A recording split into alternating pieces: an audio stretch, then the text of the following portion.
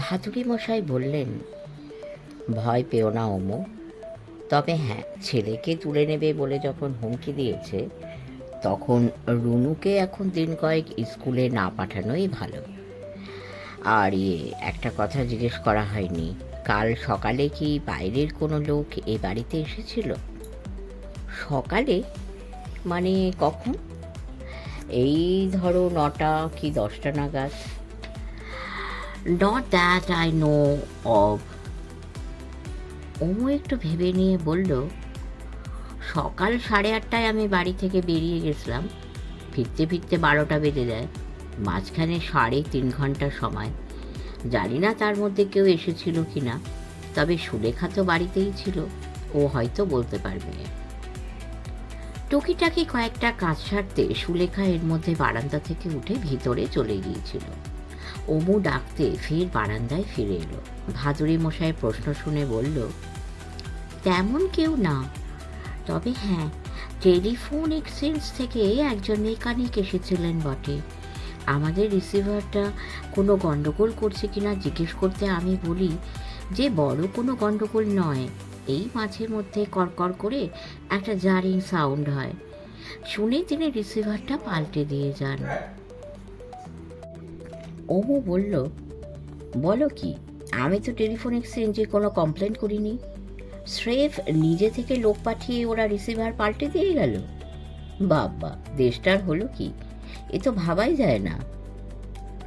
ভাদুড়ি মশাই একটা সিগারেট ধরিয়েছিলেন, সেটা শেষ করলেন, তারপর বললেন, এবারে উঠতে হবে। যাবার আগে একটা কথা জিজ্ঞেস করি, তুমি কি ঠিক করলে? জাল সিরিঞ্জ নিয়ে তোমাদের ক্যাম্পেনটা আশা করি থামিয়ে দেবে না? মোটেই না, শুরু যখন একবার করেছি তখন শেষ দেখে ছাড়বো, তা আমাকে যতই ভয় দেখাক।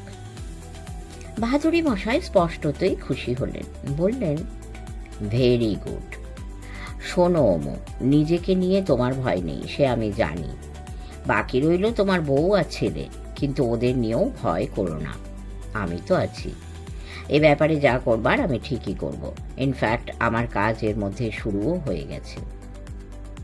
একটুক্ষণ চুপ করে রইলেন ভাদুড়ি মশাই, তারপর অনেকটা আত্মগতভাবে বললেন, এদিকে জাল সিরিঞ্জ, ওদিকে জাল নোট, কি জানি কেন আমার মনে হচ্ছে যে দুইয়ের মধ্যে যোগসূত্র একটা আছেই। পদ্মা মারা গেছে, এবার কার পালা? কপালে কাটা দাগলা সেই লোকটার, কিন্তু পদ্মর আগে তো তারই মরার কথা ছিল। চেয়ার ছেড়ে উঠে পড়লেন ভাদুড়ি মশাই, বললেন, আর নয়, চলুন এবার গেস্ট হাউসে ফেরা যাক। 13ই মার্চ, সোমবার। ডায়েরি লেখা শেষ করে শুয়ে পড়তে পড়তে কাল রাত 12টা বেজে গেছিল। সঙ্গে সঙ্গে যে ঘুমিয়ে পড়তে পেরেছিলুম তা নয়, মাথার মধ্যে হরেক রকমের চিন্তা ঘুরপাক খেতে থাকলে ঘুম আসতে দেরি হয়। তা অমিতাভর জীবনে এই যে একটা ঝামেলা এসে জুটেছে, পাথর ছুঁড়ে গাড়ির কাঁচ ভেঙে দেওয়া ছাড়াও রিজের নির্জন রাস্তায় চুরমার করা হয়েছে তার গাড়ি, তার উপরে আবার ফোনে হুমকি দেওয়া হয়েছে যে স্কুল থেকে তার 3 বছরের ছেলেকে কিডন্যাপ করা হবে। বিছানায় টান হবার পরেও একদিকে যেমন সেটা নিয়ে ভাবছিলুম, অন্যদিকে তেমনি ভাবছিলুম পদ্মর কথা। পদ্মকে কে মারল? কপালে কাটা দাগলা সেই লোকটা, কিন্তু পদ্মর আগে যে তারই মরার কথা ছিল। ভাদুড়ি মশাই বা হঠাৎ এমন কথা বললেন কেন? ভাদুড়ি মশাই আরও একটা কথা কাল বলেছেন, তাঁর একটা ধারণার কথা। সেটা কি না, জাল সিরিঞ্জ আর জাল নোটের মধ্যে একটা যোগসূত্র আছেই। চিন্তা হচ্ছিল সদানন্দ বাবুকে নিয়েও। যে বাড়িতে কাজের মেয়ে খুন হয়েছে, পুলিশ তার মালিককে নিয়ে টানাটানি করবে না, তাও কি হয় নাকি? লোকাল থানার পুলিশ এতক্ষণে নিশ্চয়ই সদানন্দবাবুর খোঁজ করতে এসে জেনে গেছে যে তিনি কলকাতায় নেই, রবিবার সকালের ফ্লাইটে দিল্লি চলে গেছে। তা কোনো একটা ঘটনা সম্পর্কে পুলিশ যাদের জিজ্ঞাসাবাদ করতে চায়, তাদের মধ্যে কেউ যদি হঠাৎ অকুস্থল, অর্থাৎ ঘটনাটা যেখানে ঘটেছে সেই জায়গা থেকে সরে পড়ে, তাহলে সম্ভাব্য অপরাধী হিসেবে পুলিশের সন্দেহ তার উপর পড়বেই। কে জানে ভাদুরী মশাই এদিকটা ভেবে দেখেছেন কিনা। ঘুমের আর দোষ কি, মাথার মধ্যে এত সব ভাবনা জট পাকিয়ে গেলে ঘুম আসতে দেরি হওয়াই স্বাভাবিক। আমারও মনে হয় কাল ঘুম আসতে আসতে 1টা-1:30 বেজে গিয়েছিল। উঠেছি 8টা নাগাদ। উঠে দেখলুম ঘর ফাঁকা। বেয়ারাকে জিজ্ঞেস করে জানা গেল আমার ঘরের বুদ্ধা-বাবু খানিক আগে গেস্ট হাউস থেকে বেরিয়ে গেছেন। বুদ্ধা-বাবু 8:30 নাগাদ ফিরে বললেন, এই মর্নিং ওয়াক করতে বেরিয়েছিলুম। কাছাকাছি একটা পার্কে গিয়ে গোটা 10 পাক মেরেছেন। তাতে মাইল 3 কভার করতে পেরেছি কিনা তা অবশ্য জানি না। ভদ্রলোকের মুখ দেখে অবশ্য মনে হলো না খুব একটা চিন্তিত। পদ্মর ব্যাপারে পুলিশের সন্দেহের তীর যে তাকেও লক্ষ্য করতে পারে তার তাকে বলিনি। কি দরকার ভদ্রলোককে ফের ভয় পাইয়ে দিয়ে। ভাদুরী মশাই আমাদের ঘরে এসে ঢুকলেন 9টা নাগাদ। কিচেনে ফোন করে ঘরেই ব্রেকফাস্ট আনিয়ে নেওয়া গেল। প্রাতরাশ করতে করতেই 2টো খবর দিলেন ভাদুরী মশাই। 1 নম্বর খবর, কলকাতায় ফোন করে তিনি জানিয়ে দিয়েছেন আমরা ভালো আছি। আর 2 নম্বর খবর, একটু বাদেই সুরিন্দর বেদি আমাদের সঙ্গে দেখা করতে আসবে। পাঠকরা আশা করি সুরিন্দর বেদিকে ভুলে যাননি। ভাদুরী মশাইয়ের মির্জাপুর কীর্তি নিয়ে পাহাড়ি বিছে বলে যে কাহিনী আমি লিখেছিলুম তার প্রথম পরিচ্ছদেই সুরিন্দর বেদির কথা ছিল। ছেলেটি চারু ভাদুরী ইনভেস্টিগেশনস দিল্লি ব্রাঞ্চে চার্জে আছে। কাজে কর্মে দক্ষ লোক, ভাঙা ভাঙা বাংলা বলে। মুখে সর্বদাই লেগে থাকে অল্প একটু হাসির ছোঁয়া। কৌশিক অবশ্য বলে যে ওই হাসিটাই হচ্ছে মারাত্মক। ও যে হাসতে হাসতেই কখন কার সোলার প্লেক্সে রদ্দা মেরে বসবে তার ঠিক নেই। বয়স বছর 35, আগে ব্যাঙ্গালোরে ছিল, বছর 5 হলো এখানকার কাজকর্মের সামাল দিচ্ছে। সুরিন্দর এলো কাঁটায় কাঁটায় 10টায়। আমাকে আর সদানন্দবাবুকে নমস্কার করে ভাদুরী মশাইয়ের দিকে তাকিয়ে বলল, और কিছু কারবার আছে? আই মিন এমন কাজ যেটা এখনই করা দরকার? ভাদুরী মশাই বললেন, সেটা একটু বাদে বলছি, আগে বলো যা যা করতে বলেছিলাম সেগুলো সব ঠিক মতো হয়েছে কিনা। All I want is a progress report. Report তো রেডি হো রাহা হ্যাঁ বস, ওটা 2 দিন বাদে দিব। সুরিন্দর তার মুখের হাসিটা ধরে রেখে বলল, but all the answers are on my finger tips. আপনি কোয়েশ্চেন করেন, আমি আনসার বাতাচ্ছি। ভালো, ট্রাক্টর কোনো হদিশ করতে পারলে? শিওর, ওটা পাঞ্জাবের ট্রাক। বুদ্ধ জয়ন্তী পার্কের কাছে রিজের রাস্তায় ঘোষ সাহেবের গাড়িতে বাঁ দিক থেকে ধাক্কা লাগায়। ফর দ্য লাস্ট 3 days ওটা ওখলার ওদিকে একটা গ্যারাজে আছে। কিন্তু পুলিশ তো বলছে অমিতাভ ঘোষ থানায় যে নাম্বারের কথা বলেছিল সেই নাম্বারের কোনো ট্রাকের খোঁজ তারা পায়নি। আরে কি করে পাবে, সেটা তো ফলস নাম্বার প্লেট।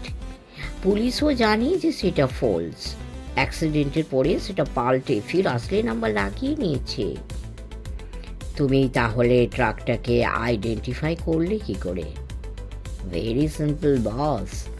অ্যাক্সিডেন্টের খবরটা আপনি আমাকে লাস্ট মঙ্গলবার 7 তারিখ দিলেন।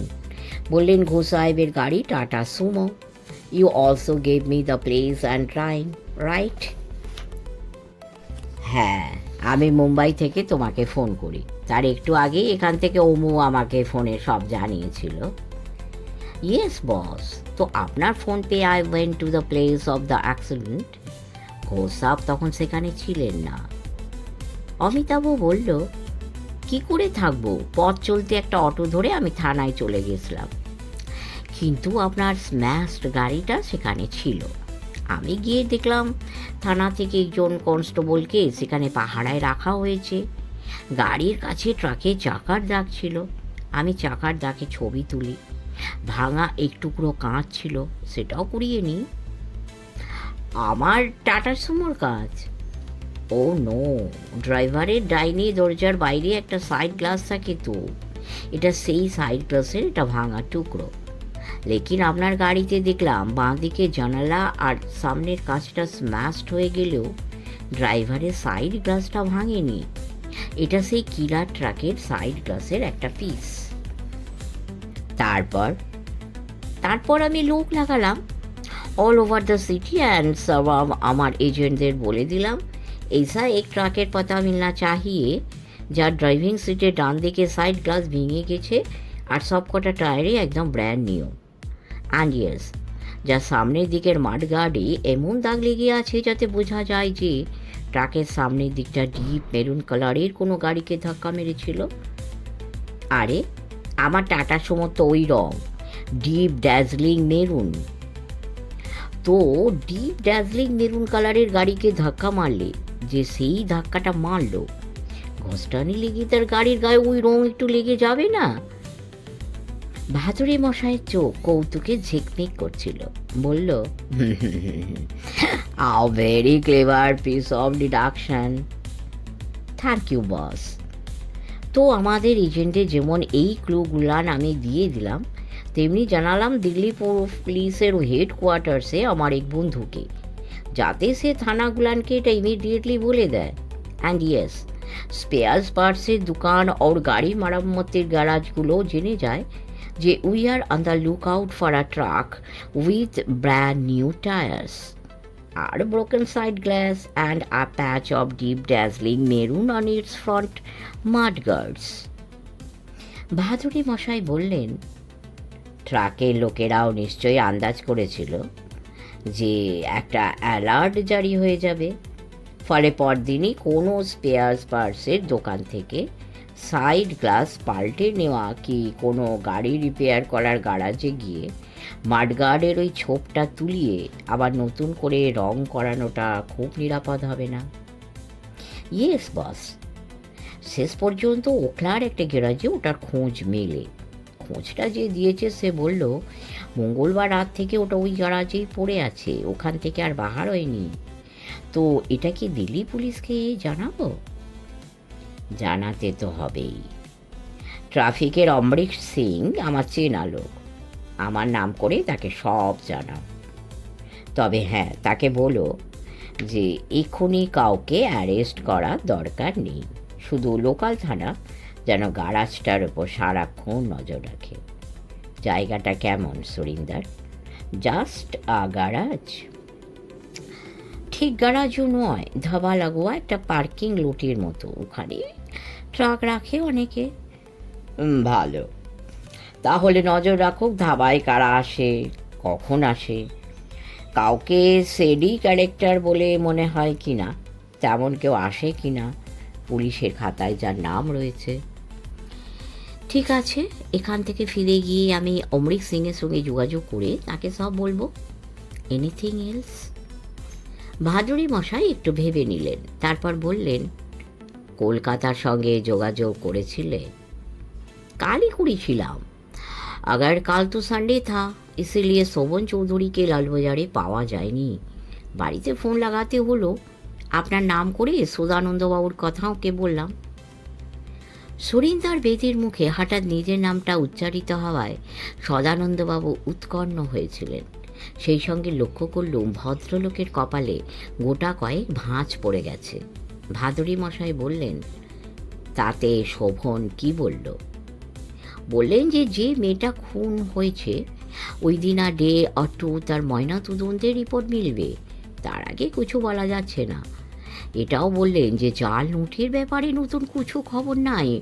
ওর হ্যাঁ, সদানন্দবাবু যাতে হ্যারাস্ট না হন সেটা উনি দেখবেন। আজকে ওকে ওর একবার ফোন লাগাবো? না, তোমাকে আর ফোন করতে হবে না। ভাবছি দুপুরের দিকে আমি নিজেই শোভনকে একবার ফোন করব। তুমি বরং এই দিকটা সামলাও। ওর কিছু আপনার জানবার নাই? আর কি জানবো? কেন, ঘোষ সাহেবের বাড়িতে ওই যে ফোনের রিসিভার পাল্টানো হলো সেইটা? হঠাৎই আবার শুরু হয়ে গেল ভাদুরী মশাইয়ের চোখ। সেই সরু চোখে তিনি সুরিন্দরের দিকে তাকিয়ে রইলেন কিছুক্ষণ, তারপর হো হো করে হেসে উঠে বললেন, হো হো হো, ওটা তাহলে তুমিই পাল্টে দিয়ে এসেছো? আমার বোঝা উচিত ছিল। সুরিন্দরও হাসছিল, মুখের হাসিটা মিলিয়ে গেলেও চোখে সেটাকে আটকে রেখে বলল, না বস, আমি নিজে পাল্টাইনি। I got the job done by a telephone mechanic. Telephone এক্সচেঞ্জে আমাদের লোক আছে, and he is on our payroll. রিসিভারে যে মেকানিক্যাল ডিভাইসটা লাগানো আছে সেটা অবশ্য আমি সাপ্লাই করেছিলাম।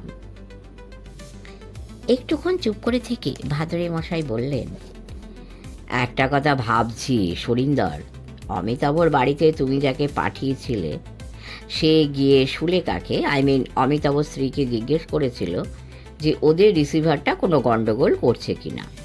তাতে সুলেখা বলে যে মাঝে মধ্যে একটা জারিং সাউন্ড হয়।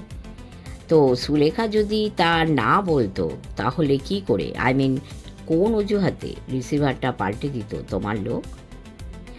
আমি একটা ব্যাপারে শিওর ছিলাম, এখনও আছি। সেটা কি?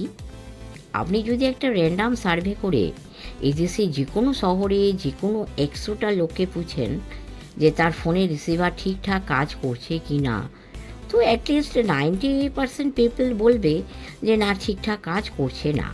একটা না একটা কমপ্লেন তারা করবেই। So I man took a chance. তা তো হলো, কিন্তু এতে কাজটা কি হবে?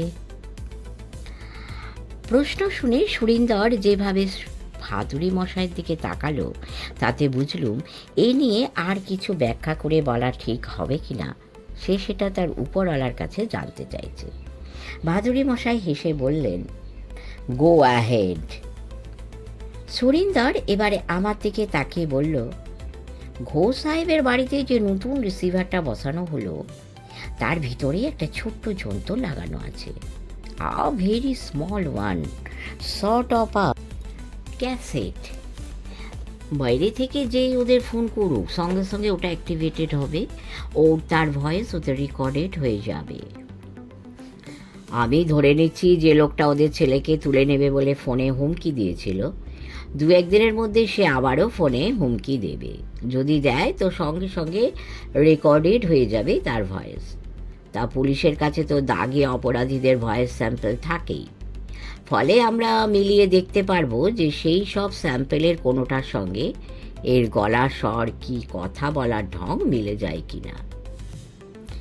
তা এতই যখন করা সম্ভব তখন ইনকামিং কলের সোর্স, লোকটা কোন নম্বর থেকে ফোন করছে সেটা ট্রেস করা যায় না?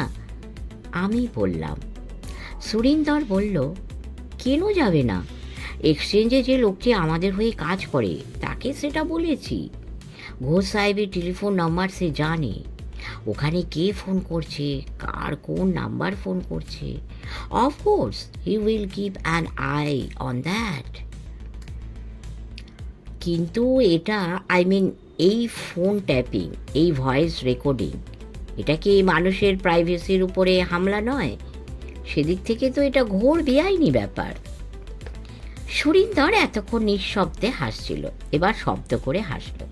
তারপর হাসি থামিয়ে বলল, অফকোর্স বেআইনি ব্যাপার, কিন্তু চ্যাটার্জি সাহেব একবার ভাবুন তো, বেআইনি ব্যাপারটা আমরা করছি কেন? দেশের যেটা আইন সেটাকে হেল্প করার জন্যই তো। সো হোয়াটস রং দেয়ার? এরপরে আর কি বলা যায়? আমি চুপ করে গেলুম। সদানন্দবাবু অনেকক্ষণ কোনো কথা বলেননি, কিন্তু তার মুখ দেখে আন্দাজ করা যাচ্ছিল যে কিছু একটা বলতে চান, তবে তা বলা উচিত হবে কিনা সেটা বুঝে উঠতে পারছেন না। ভাদুরী মশাই তার দিকে তাকিয়ে বললেন, কিছু বলবেন? হ্যাঁ,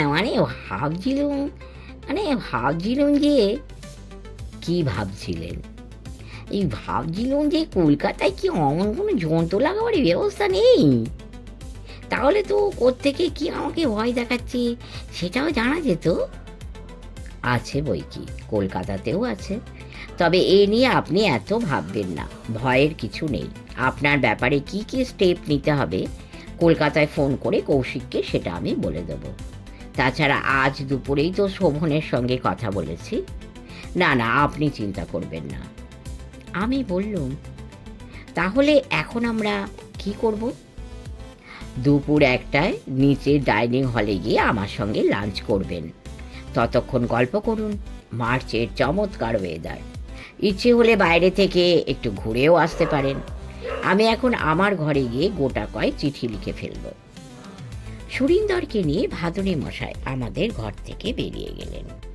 ভাদুরী মশাই বিদায় নেবার পর কিচেনে ফোন করে আমাদের ঘরে এক পট কফি পাঠিয়ে দিতে বলি। মিনিট 10 মধ্যেই কফি এসে যায়। সদানন্দবাবুর উপদেশ অনুযায়ী অনেক বছর ধরেই আমি দুধ চিনি না মিশিয়ে চা খাচ্ছি, নাকি ওতে অ্যাসিডিটি হয় না। তবে কফিটা ওইভাবে খেতে পারি না, বড্ড তিতো লাগে। সদানন্দবাবু আগে কফি খেতেন না, আজকাল খাচ্ছেন। কফিতে অবশ্য তাঁরও দুধ চিনি চাই। দুটো পেয়ালায় কফি ঢেলে দুধ চিনি মিশিয়ে একটা পেয়ালা ওর দিকে এগিয়ে দিয়ে বললুম, কেমন বুঝছেন? কফিতে একটা চুমুক দিয়ে বেজার মুখে ভদ্রলোক বললেন, এর আর বোঝাবুঝির কি আছে, যে গানটাই পড়েছি ভালোই ভালো উত্তর পেলে হয়। ভয় পাবেন না, ভয় কি স্বাদে পাচ্ছি। কফিতে আরেকটা চুমুক দিয়ে, যেন কফি নয় চিরতা ভেজানো জল খেয়েছেন এরকম মুখ করে সদানন্দবাবু বললেন, ও যে আমাদের পদ্ম, আমি হলো করে বলতে পারি। এখন এই খুনের ব্যাপার নিয়ে পুলিশ না আমাকে টানাটানি করে। কে জানে, পুলিশ হয়তো এতক্ষণে আমাদের বাড়িতে এসেও গেছে। আমার ওয়াইফকে জিজ্ঞেস করে জেনেও গেছে যে আমি দিল্লিতে চলে এসেছি। এখন এই কলকাতা ছেড়ে চলে আসাটাকে তারা কীভাবে নেবে? আমি পালিয়ে এসেছি এমন ভাববে না তো? আমিও যে ঠিক এই ভয়টাই পাচ্ছি ভদ্রলোককে তা আর বললুম না। বললে উনি আরও ঘাবড়ে যাবেন, তাই যথাসম্ভব স্বাভাবিক গলায় বললুম, তা নিশ্চয়ই ভাববে না, লোকে তো কাজে কর্মেও বাইরে যায়, যাবার দরকার হয় বলেই যায়। আর তাছাড়া সুরিন্দর তো আপনার ব্যাপারে শোভনের সঙ্গে কথা বলেইছে। ভাদুরী মশাইও বললেন আজ দুপুরে লালবাজারে ফোন করে শোভন চৌধুরীর সঙ্গে কথা বলবেন। সেই সঙ্গে অমুর কথাটাও ভাবুন। সমস্যা যেমন আপনার তেমনই অমুরও। দুবার তার উপরে হামলা হয়েছে, ফোনে তাকে হুমকি দেওয়া হচ্ছে, কিন্তু কই, সে তো আপনার মতো ঘাবড়ে যায়নি। নেতিয়ে পড়া ভীতু মানুষও দেখেছি অনেক সময় হঠাৎ হঠাৎ তেতে ওঠে। অমুর কথায় সদানন্দবাবু হঠাৎ দুম করে তেতে উঠে বললেন, এই ঠিক ঠিক, Amu is a courageous young man, আমাকে ওই রকমের কারেজাস হতে হবে। আমি তো কোনো দোষ করিনি, তাহলে ভয় পাবো কেন? তাহলে চলুন বাইরে থেকে একটু ঘুরে আসা যাক। সবে তো 11টা বাজে, চমৎকার ওয়েদার, পাড়াটাও ভালো। একটু ঘুরে এলে দিব্যি লাগবে। লাঞ্চ 1টায়, তার মানে আমাদের হাতে এখনো 2 ঘন্টা সময়। চলুন বেরিয়ে পড়া যাক। ভেবেছিলাম ভদ্রলোকের মন মেজাজের এই যে একটা বিরাট পরিবর্তন ঘটে গেছে, তাতে বাইরে যাবার প্রস্তাবটা তিনি লুফে নেবেন, কিন্তু কোথায়। সদানন্দবাবু হঠাৎ আবার সেই আগের মতোই নেতিয়ে পড়ে বললেন, না মশাই, বাইরে গিয়ে কাজ নেই। কেন? সকালে তো একবার বেরিয়েছিলুম, এখানে একটা ব্যাপার দেখেছি, সেটা আমার খুব ভালো ঠিক নেই। কি দেখেছিলেন? এই কাছেই একটা পান সিগারেটের দোকান আছে, চোখে পড়েছে। পড়েছে, তাতে কি হলো? তাহলে শুনুন, ভোরবেলা যখন মর্নিং ওয়াক করতে বেরোই, 2টো লোক তখন ওই দোকানের সামনে দাঁড়িয়েছিল। একটা লোক ফর্সা আর বেঁটে, অন্যজন আবলুস কাঠের মতো কালো আর ঢেঙা। তো আমি তাদের পাশ দিয়ে খানিকটা পথ হেঁটে গিয়ে তো একটা পার্কে গিয়ে ঢুকলুম। ঢুকে চক করে দিলুম গোটা 10 তাতে ঘন্টাখানেক লাগলো। তা আমার মনে হলো ঘন্টাখানেক যখন হেঁটেছি তখন নিশ্চয়ই মাইল ট্রেনে হাঁটা হয়েছে, তাহলে আর হেঁটে কাজ নেই, ওভার এক্সারসাইজ হয়ে যাবে। এইভাবে আমি পার্ক থেকে বেরিয়ে আবার এখানে ফিরে আসি। তো ফিরে আসার সময় কি দেখলুম জানেন? আপনি না বললে কি করে জানবো? কি দেখলেন? দেখলুম যে ওই লোক দুটো তখন ওই পানের দোকানের সামনে দাঁড়িয়ে আছে, আর নিজেদের মধ্যে কথা বলতে বলতে মাঝে মাঝে আমাদের এই বাড়িটার দিকে তাকাচ্ছে। আশ্চর্য ব্যাপার, 2টো লোক একটা পানের দোকানের সামনে দাঁড়িয়ে গল্প করছে তো খুবই স্বাভাবিক, এতে বিচলিত হবার কি আছে? কথাটা সদানন্দবাবুকে জিজ্ঞেস করতে তিনি বললেন, বাহ, আপনি তো অদ্ভুত লোক। আরে মশাই, দাঁড়িয়ে থাক না, কিন্তু 1 ঘন্টা ধরে দাঁড়িয়ে থাকবে কেন? আর মাঝে মাঝে ত্যাগটা চোখে এই বাড়িটার দিকে তাকাবেই বা কেন? সন্দেহজনক ব্যাপার নয়? ত্যাগটা চোখে কথাটা তো আগে বলেননি, এটা এবারে যোগ করলেন। সন্দেহ নেই যে এরপরে যখন আবার এই ঘটনার কথা উঠবে, সদানন্দবাবু তখন আরও 2-4টে নতুন নতুন কথা যোগ করবেন। আপাতত এইটে বুঝলুম যে সদানন্দবাবুর বাইরে বেরোবার ইচ্ছে নেই। অগত্যা কি আর করা, পাজামা তো পরাই ছিল, তার উপরে একটা পাঞ্জাবি চাপিয়ে আমি একাই বেরিয়ে পড়ল। গেস্ট হাউসের গেট পেরিয়ে রাস্তায় পড়ে ডাইনে তাকিয়ে দেখি তাজ্জব কাণ্ড। পানের দোকানের সামনে সত্যি দুটো লোক তখনও দাঁড়িয়ে আছে। একজন মোটামুটি ফর্সা আর বেটে, অন্যজন মিশমিশে কালো আর ঢ্যাঙা, ঠিক যেমনটি সদানন্দবাবু বলেছিলেন। দুজনের পরনেই খাটো ময়লা পায়জামা আর হাফ শার্ট। তফাৎ এই যে ফর্সা লোকটার হাফ শার্টের রং নীল আর কালো লোকটি সাদায় লালে চেক কাটা একটা শার্ট পরে আছে। দুজনের পায়ে টায়ার কাটা রাবারের মোটা চপ্পল। ঠেঠ হিন্দিতে নিচু গলায় দুজনে গল্প করছিল আর হাসছিল। আমার সিগারেট ফুরিয়ে গিয়েছিল। পানের দোকান থেকে এক প্যাকেট সিগারেট আর একটা ম্যাচ ব্যাগস কিনলুম। তারপর দোকানিটিকে জিজ্ঞেস করলুম এখানে ধারে কাছে কোনো স্ট্যান্ড আছে কিনা অটোর। দোকানি লোকটি হাসি খুশি দোকান থেকে সামনে একটু মুখ বাড়িয়ে বাঁ দিকে আঙুল দেখিয়ে বলল, ওই যে খানিকটা এগোলে একটা স্কুল বাড়ি দেখবেন, তার পাশের গলিতেই অটো দাঁড়ায়। আমিও একটু হেসে বহুত শুক্রিয়া ভাই সাহেব বলে বাঁ দিকে এগিয়ে গেল। যেতে যেতে খানিক বাদে একবার ফিরে তাকাতে চোখে পড়ল দোকানের সামনে সেই লোক দুটো তখনও একই জায়গায় দাঁড়িয়ে আছে। স্কুলের পাশে সরু গলিটা সত্যিই একটা অটো স্ট্যান্ড। গোটা 5-7 অটো সেখানে লাইন লাগিয়ে দাঁড়িয়ে আছে। লাইনের একেবারে সামনে চালকটিকে হাত তুলে ইঙ্গিত করতেই সে তার গাড়ি নিয়ে আমার সামনে এসে দাঁড়ালো। কলকাতা হলে প্রথমেই সম্ভবত জিজ্ঞেস করতো যে আমি কোথায় যাব। গন্তব্যস্থলটা তার পছন্দ হলে যেত, নয়তো যেত না। এ কোনো প্রশ্ন করল না। আমি সিটে উঠে বসবার পর পিছন ফিরে আমার দিকে একবার তাকালো মাত্র। চাউনির অর্থটা পরিষ্কার। সবারই কোন দিকে যেতে চান সেটা জানলে সে ঠিক নিয়ে যেতে পারে কোন রাস্তা ধরবে। আসলে আমি যে বিশেষ কোথাও যেতে চাইছিলাম তা নয়। গেস্ট হাউসে বসে থাকতে ভালো লাগছিল না বলে বেরিয়ে পড়েছি। ভাবছি যে ঘন্টা দেড়েক এদিক ওদিক ঘুরে আবার গেস্ট হাউসে ফিরে যাব। অটো চালককে খোলাখুলি সে কথা জানালুমও। বললুম, দেখো ভাই, দিল্লিতে আমি নতুন আসছি না, তবে এদিকটা এর আগে কখনো থাকিনি। तो एक काम करो, 1.5-2 घंटे के लिए तो मुझे थोड़ा इस इलाकों को सैर कराओ, उसके बाद फिर यहाँ ही हमको छोड़ देना। আমার হিন্দি শুনে সবাই হাসে, কিন্তু এই লোকটিকে তো হাজার রকমের সবারই সামলাতে হয়। তাদের কারো কারো মুখে নিশ্চয়ই এর চেয়েও নড়বড়ে হিন্দি শুনে থাকবে, তাই হাসলো না। গম্ভীর মুখে ঠিক হয় সাব বলে অটোতে স্টার্ট দিতেই প্রচুর ধোঁয়া ও শব্দ উদ্গীরণ করে আর সেই সঙ্গে কয়েকটা ঝাঁকুনি মেরে চলতে শুরু করলো। এমন মোক্ষম ঝাঁকুনি যে অটোর ছাউনির লোহার একটা রড একেবারে তৎক্ষণাৎ আঁকড়ে না ধরলে হয়তো আসন থেকে রাস্তার উপরে ছিটকেই পড়ত। খানিক এগোতেই একটা পার্ক। সদানন্দবাবু কি এই পার্কেই আজ সকালে মর্নিং ওয়াক করে গেছেন? কি জানি, সেটা হয়তো অন্য পার্কও হতে পারে। পার্কের তো এখানে কিছু কমতি নেই। মিনিট 3 মধ্যেই সফদরজং এনক্লেভে চৌহদ্দি ছাড়িয়ে আমরা বড় রাস্তায় গিয়ে পড়ল। আর তখনই রাস্তার মোড়ে চোখে পড়ল একটা বিশাল হোর্ডিং। কাল সকালে এয়ারপোর্ট এলাকায় যে হোর্ডিংটা আমরা দেখেছিল, এটা তার হিন্দি সংস্করণ। ছবিটা আলাদা। মায়ের কোলে ছোট্ট একটা বাচ্চা, আর সেই বাচ্চাকে ইঞ্জেকশন দেওয়া হচ্ছে। ছবির উপরে নাগরী লিপিতে বড় বড় হরফে লেখা, ইয়ে সুই নয়া হ্যায় ক্যা। ছবির তলায় হিন্দি ভাষায় আরও কিছু লেখা।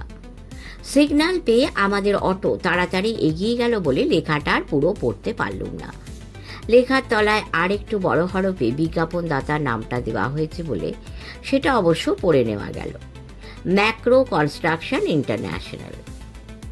কাল যখন এয়ারপোর্ট থেকে সফদরজং এলাকায় এসে ঢুকি, এই হোর্ডিংটা তখন এখানে ছিল না। থাকলে নিশ্চয়ই চোখে পড়ত। তাহলে এটা কখন লাগানো হলো? সম্ভবত কাল রাত্রিরে। রাত্রিরে রাস্তাঘাটে ভিড়ভাড়টা কম থাকে। অ্যাড এজেন্সি লোকেরা হয়তো সেই জন্যই এটা সেই সময়ে এসে লাগিয়েছে। অটো চলছে আর আমি দেখে যাচ্ছি দুদিকে চোখ ধাঁধানো ঘরবাড়ি আর দোকানপাট। দিল্লিতে যখনই আসি একটা ব্যাপার লক্ষ্য না করে পারি না। যেমন চওড়া এখানকার রাস্তাঘাট, তেমনই ঝকঝকে তকতকে সব দোকান। ঘরবাড়ির আর্কিটেকচারও নতুন ধাঁচের, আর গাড়ি সবই প্রায় হাল ফ্যাশনের। দেখে বোঝা যায় এখানে যারা এসব পাড়ায় থাকে পয়সা তাদের অঢেল। দুহাতে যতই খরচা করুক তাদের ভাড়ারে কখনো টান পড়ে না। তাই বলে কি এই শহরে গরিব গুড়ব নেই? আছে বই কি, বিস্তর আছে। নুন আনতে তাদের পান্তা ফুরোয়। তবে এসব মহল্লায় তারা থাকবে কি করে? তাদের এলাকা আলাদা। সেসব এলাকা যে দেখিনি তা তো নয়, তাও অনেক দেখেছি। এমন সব এলাকা যেখানে দিনের বেলাতেও রোদ্দুরের প্রবেশ নিষেধ, যেখানে ঢুকলে দম আটকে আসার উপক্রম হয়। কিন্তু আমি তো এখন চলেছি বসন্ত বিহারের রাস্তা দিয়ে, দুদিকে চোখ বুলোতে বুলোতে চলেছি। আর যতই দেখছি ততই তাক লেগে যাচ্ছে। কে বলবে যে এটা গরিব উন্নয়নশীল দেশ? এ তো উন্নতির একেবারে পরাকাষ্ঠা। দেশের কোটি কোটি মানুষের জীবনে এই উন্নতির ছোঁয়া লাগেনি ঠিকই। এটাও ঠিক যে স্বাধীনতা লাভের পরে 52-53টা বছর কেটে গেলে কি হয়, জনসাধারণের একটা মস্ত অংশ আজও দারিদ্র্য সীমার নিচেই পড়ে আছে। আবার একই সঙ্গে বেশ কিছু লোকের পকেট যে রাতারাতি দারুণ রকমের ভারী হয়েছে, তাও তো চোখের সামনেই দেখছি। এইসব ভাবতে ভাবতেই একবার মনে হলো যে আর এগোনো বোধহয় ঠিক হবে না। গেস্ট হাউসে ফিরতে দেরি হয়ে যাবে। হাত ঘড়িতে 12টা বাজে। তাহলে আর দেরি না করে ফেরাই ভালো। অটোওয়ালাকে বললুম, আব ওয়াপাস চলো ভাই সাহেব, ওয়াপাস চলো। ফিরতি পথে কিছুক্ষণের জন্য একটু অন্যমনস্ক হয়ে পড়েছিল। চমক ভাঙল অটোওয়ালার কথায়। দেখিয়ে সাব ক্যা হো রাহা হ্যায়। যা দেখলুম সেটা চমকে দেওয়ার মতনই ব্যাপার। বড় রাস্তা থেকে সফদরজং এনক্লেভে ঢোকার মুখে যেখানে অমুদের সেই হোর্ডিং লাগানো হয়েছে, তার সামনেই রাস্তার ধারে হাতে ঝোলা নিয়ে দাঁড়িয়ে আছে 12-14 বছরের গুটি 5-7 ছেলে। যে যার ঝোলা থেকে একটার পর একটা ঢেলা বার করছে আর সমানে সেই হোর্ডিংয়ের দিকে ছুঁড়ে যাচ্ছে। অটো থেকে লাফিয়ে নেমে আমি বাধা দিতে যাচ্ছিল, কিন্তু নামা হলো না। অটোওয়ালা ছেলেটি আমার হাত চেপে ধরে চাপা গলায় বলল, কুছ মাত কহিয়ে সাব, মুশকিল হোগা। বলে সে আর দেরি করলো না। অটোর ইঞ্জিন বন্ধ হয়ে গিয়েছিল। ফের তাতে স্টার্ট দিয়ে সে একটা গলির মধ্যে ঢুকে পড়ল।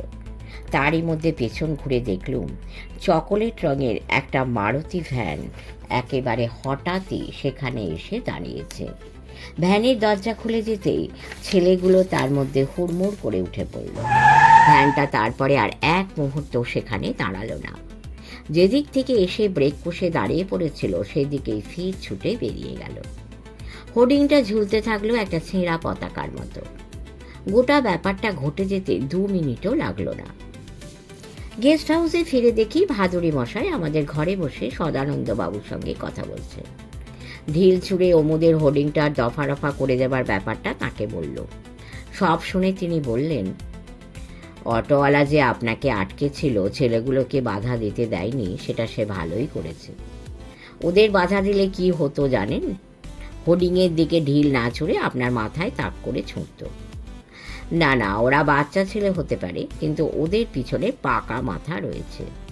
ওই যারা ভ্যানে করে ওদের ওখানে পাঠিয়েছিল, তারপর আবার ভ্যানে করে জায়গা মতো ফিরিয়েও নিয়ে গেছে তারা। রাত্রিরে আবার আরেক দল ছেলেকে তারা আরেক জায়গায় পাঠাবে।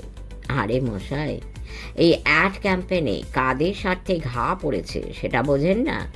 এসব কাজ তারাই করাচ্ছে। খিদে পেয়ে গিয়েছিল। বললুম, 1টা তো বাজে, খেতে যাবেন না? যাব, কিন্তু কলকাতার কাগজ এসে গেছে, একবার চোখ বুলিয়ে নিন। 3 পাতায় একটা খবরে দাগ দিয়ে রেখেছে, সেটা পড়তে ভুলবেন না। কথাটা যেভাবে বললেন তাতে 3 পাতাটাই আগে খুলতে হলো। দাগ দেওয়া খবরটি এইরকম: স্টাফ রিপোর্টার, 12ই মার্চ।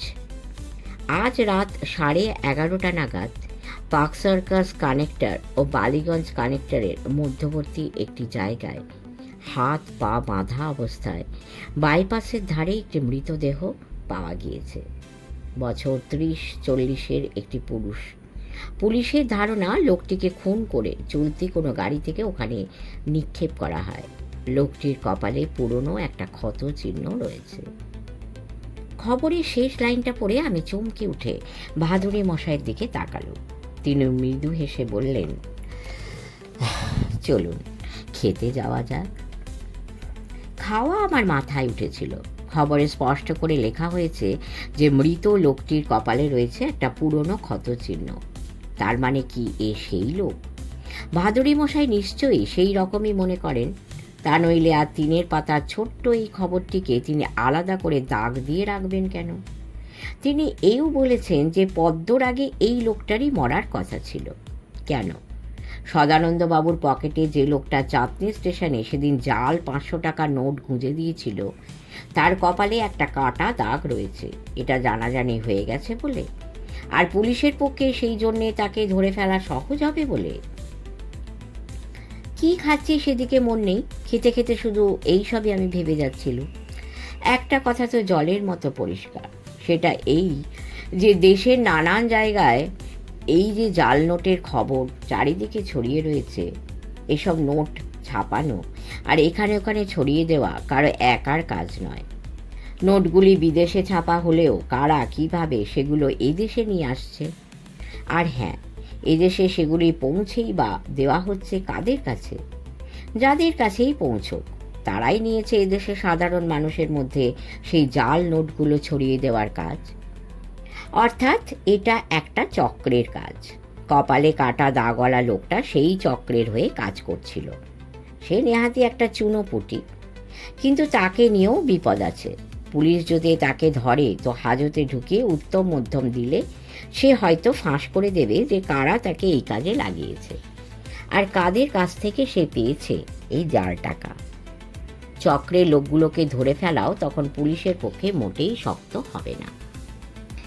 চক্রটা যারা চালাচ্ছে এই রকমের আশঙ্কা তো তাদের হতেই পারে, হয়েওছে নিশ্চয়।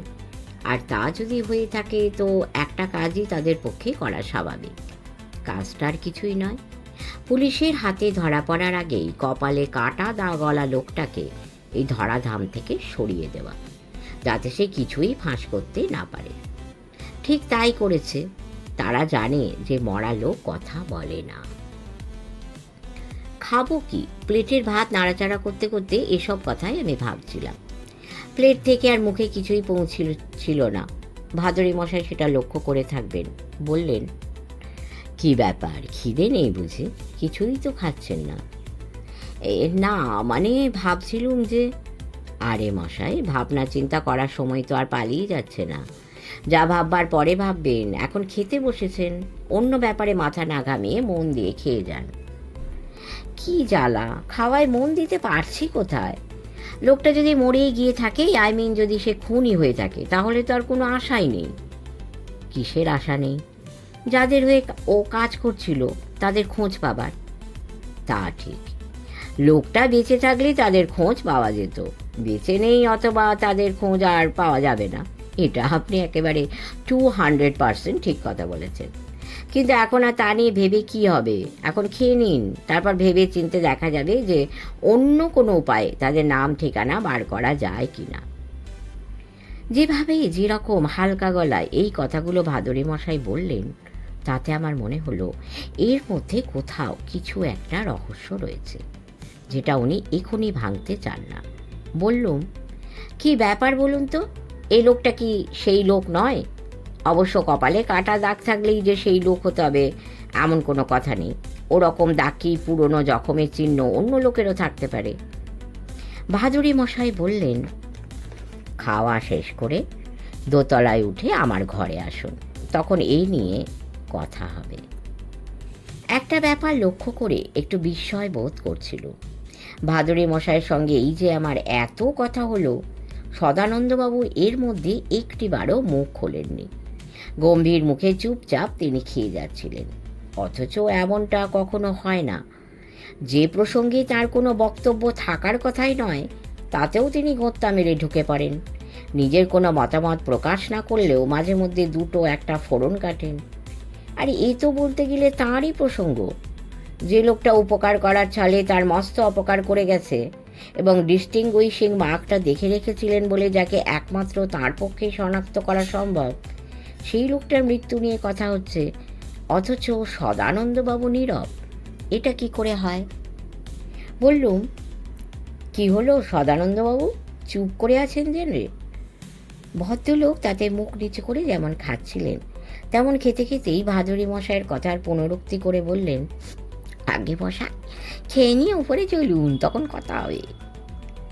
খাওয়া শেষ করে দোতলায় উঠে ভাদুরী মশাইয়ের ঘরে ঢুকে দেখি তাঁর চোখ এবং মুখের চেহারা একেবারে অন্যরকম। হাসতে হাসতে বললেন, আপনি তো অটো নিয়ে দিব্যি একটা চক্কর দিয়ে এলেন, তো সেই ফাঁকে আমিও কয়েকটা কাজ সেরে নিলুম। আপনি তো বলেছিলেন গোটা কয়েক চিঠি লিখবেন। হ্যাঁ, চিঠি লিখেছি, ফোনও করেছি। কাকে? শেষ করলাম আজকের পর্ব। পরের পর্ব আরও রহস্যময় হবে। রহস্য ঘন পরের পর্বগুলোর সঙ্গে থাকবেন। অবশ্যই সাবস্ক্রাইব করবেন, লাইক করবেন, কমেন্ট করবেন। পরম করুণাময়ের কৃপায় সকলের মঙ্গল হোক। নমস্কার।